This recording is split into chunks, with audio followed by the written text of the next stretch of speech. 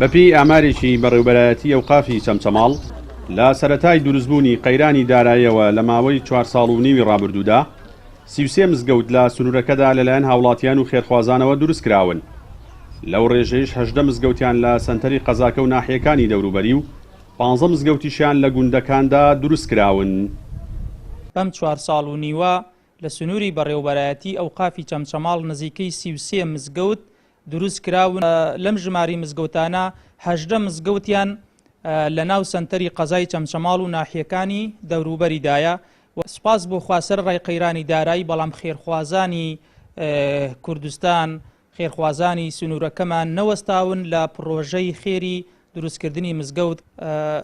پێش قەیرانی دارایی وەکو بودجەیەکی تایبەت کە هەبوو بێت لە شار و شارۆچکەکان بۆ دروستکردنی مزگەوت بە دیاریکراوی نەبووە، تەنها مەگەر چەند مزگەوتێکی کەم نەبێ کە لەسەر ئەستۆی حکوومەت یان وەزارەتی ئەوقاف دروست کراوە. مامۆسایەکی ئاینیش سەرڕای ئەوەی هانی خێرخوازان و سەرمایەدارانیدا بەردەوام بن لەسەر دروستکردن و هاوکاریکردنی مزگەوتەکان.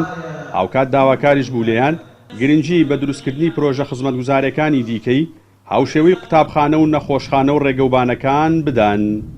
ساڵێک تێپەڕی کردووە کە دەستمان پێ کردووە، بەڵام لە چاو ئەم زروفەی کە ئێستا خەڵک ئەم قەیرانە قوڵەتیایەتی و بێموچێوانە تا ڕادەیەشی باش پارە هاتووە، بەڵام پارەکان مقداریان کەمە بە پێی زروف و وەزعی خەڵک، ینی توانای هەر ئەوەنیان هەیە کە بڵین ئەو پارە کەمە دێت لەخوا بەزیاد بێ. ئیشەکانی باش ڕۆیشتووە، ناوەڵا حکوومەت هیچ هاوکارێکی نەکردوین، بەڵام لەخوا بەزیاد هەر خێرخوازان هینان کردو ئیشەکەی گەشتوەتە ئەم ڕادێ و ئێشتا ئینشەڵا وردەوردار ئیش بەردەوامی ئیشی تیاکەین.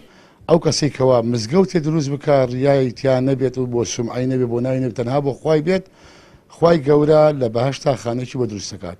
بەڵام ئێمە لێرەوە هانی ئەو خەڵکە ئەدەین کاڵین مزگەوت خێرە، لەگەڵ مزگەوتە خێری دیکەشمان ئەگەر دروست بکرێت، ئەگەر خێرخوازان بیکەن.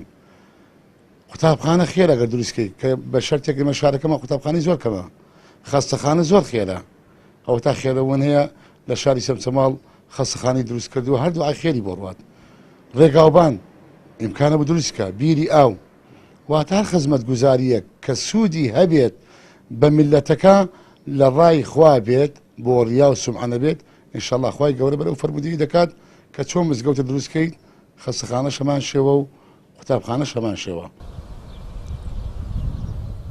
لە ئێستادا لە سنووری بەڕێوەبەرایەتی ئەوقافی چەمچەماڵ 174 مزگەوت بوونیان هەیە و لەو ڕێژێ 69 مزگەوتیان لە سەنتەری قەزا و ناحیەکانی سەر بە قەزاکەدان و 105 مزگەوتیشیان لە گوندەکان و ڕێگا خێراکاندان.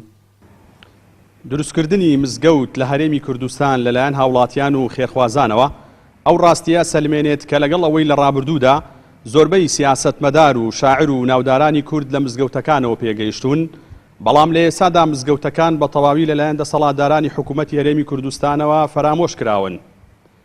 جەلال جەباری، کەناڵی ئاسمانی پەیام، چەمچەماڵ.